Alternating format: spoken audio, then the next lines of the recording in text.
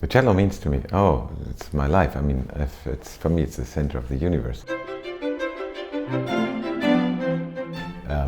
Because, I mean, without music, there's nothing. And then, of course, for me, music means expressing everything with the cello. So, for me, the cello is at the center of everything.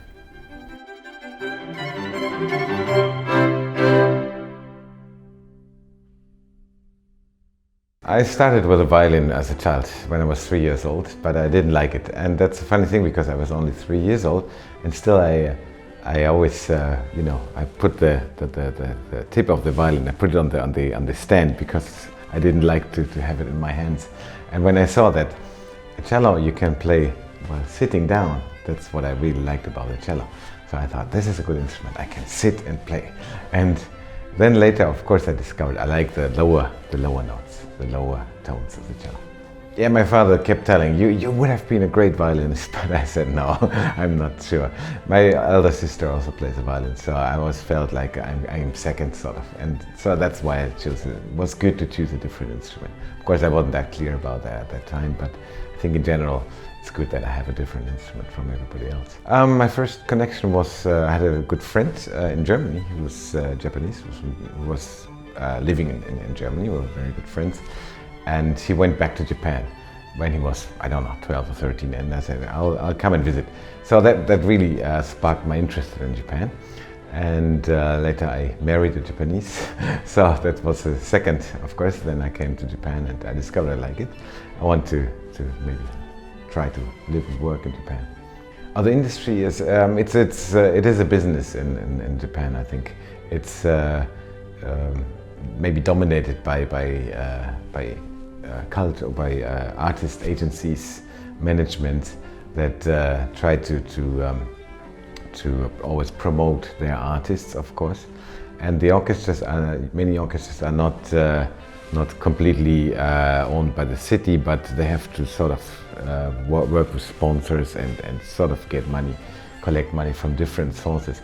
In Germany, for instance, we are very much used to the state culture system, so the state is really covering every aspect of cultural life, which is not happening in Japan. So on the positive side, you have to work for your audience.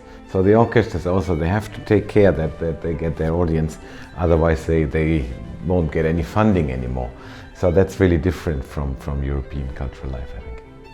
I mean, there used to be, maybe in recent times, because almost all young musicians from Japan, for instance, they have been studying in Europe, and they get different ideas, and many have been working abroad. So it's become more global, sort of. It used to be a bit like I mean, if I say it in a negative way, that people in an orchestra in Japan were trying to obey like what the conductor says or what the principal says. And when I started working, I introduced a system that don't feel guilty if you make any mistake. On the opposite, please make mistakes. Never apologize for that, because that's what we do. We try, and if it doesn't work, we do something else. And that's culture. It never stops, of course. And maybe that was the difference, that they wanted to have like a CD recording or something. And do that in concert. And that's of course not a really good classical concert, because we always have to evolve and try different things. So that was what I really, that was my idea when I started working here. And now I have in my orchestra, I can say I have we have a great relationship, that we really have the courage to give everything. And even if it's not always maybe right, but there's far less right and wrong in classical music than most people think. I think to work in an orchestra, it can be a really great job.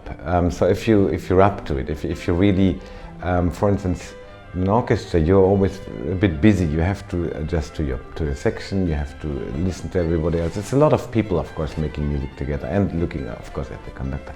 So that means that you must really be one with your instrument. If you have the feeling that you don't have to care about every note before playing, but just naturally everything comes naturally, then you have enough space left over for working with others. So an orchestra is always quite a big group, so you're always kind of busy. But I think if to work, I mean, concerning daily work also, it can be great because if you're in a good orchestra with a good atmosphere, then you have 80 friends. Maybe if you're in a bad orchestra and with a bad atmosphere, then maybe you have 80 enemies, I don't know. But of course, so try to find an orchestra where you really, where you think you fit in. And my advice, especially for young musicians taking auditions, is try to get some information about the orchestra you are auditioning for. Because many just see there's an audition, okay, then they go. They don't know who the principal players are, who's the concertmaster, who's the chief conductor. Things might change, but maybe you're stuck for 30 years with the same people. So try to know where did they study. Try to get some information. Maybe you can listen to some recordings or whatever. So you get an idea what's the principal players do, what do the others do. So it's always a good idea to get as much information about an orchestra as you're able to before auditioning. Of course, you can't be really selfish because you always, it's like in football, you're a team player. You must play your best and you must serve your team. And if you can be a great player, but if your team doesn't win, what sense does it make? So you need to really work for the team. When you're a soloist, then it's all about you. You are the center. But I think I'm lucky because I have my work in the orchestra. I do a lot of chamber music, small ensembles, which is again different. And then, of course, I work as a soloist. So playing style is a bit different, of course. But then it's always a kind of new challenge, of course, to adjust to that. You can't play as like a soloist in the orchestra, but always think about that the orchestra what should be like a big team, really, and you can have a great solo or maybe in some little moments in the orchestra. That's of course important, but never forget that it's a big picture, and then take care of the people around you and listen to them what they do, and try to get something together. And especially for string players, it's very satisfying if you're in a good team and you're a good member of team and you feel your own sound is melting into the group. That's a great experience, of course, and that's only in an orchestra. For our orchestra, as I already said, there are a lot of young players coming in, and I really want them to have the courage, not just to adjust to the old playing style, but to find something new. I think as classical musicians, I think right now there's a big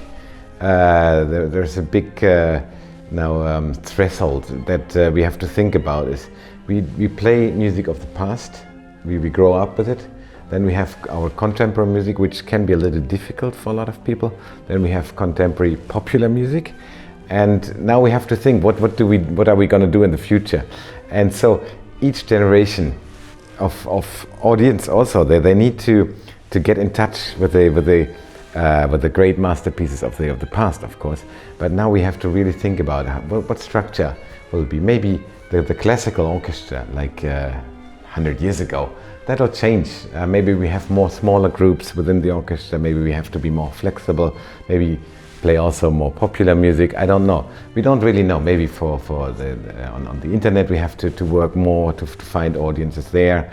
But this is all a challenge, of course. I can't say what the orchestra will look like in 50 years or so. But I can work now, of course, to prepare the base, and that means that the orchestra has this playing style and the technique and a way of communicating that's flexible and open for everything, and that really means that all young players should bring themselves into the orchestra, and also of course listen to the older colleagues. So that's maybe a kind of a balance, but it'll always be moving, so never stop. That's my advice to young musicians. I think it's classical music is timeless. So it's really a bridge, because we are a product of our past, and not only our personal past, but I mean also the generations before. So all our culture, our lives was changed and was kind of founded by the generations before. So it's all a long line, and we easily forget that these times. And we learn about history in school. Maybe we have some books, but with classical music, it's a living thing. We can play like the music of Bach. It's 300 years old, And still, it's now, it's happening now, and that's what I really find fascinating, that in humanity there is an element that survives, and that, just think about it, from Bach to now, in between 300 years, so much happening, all the technology coming, and wars, and society changed, and yet this music is still, there's some element in humanity that's always alive, and we have to keep that alive, of course. Maybe we're just in between the previous generations and the generations to come. So to keep that alive, that's the job of classical music, I think. I hope to see you in maybe one of my concerts, and well, all the best and keep trying.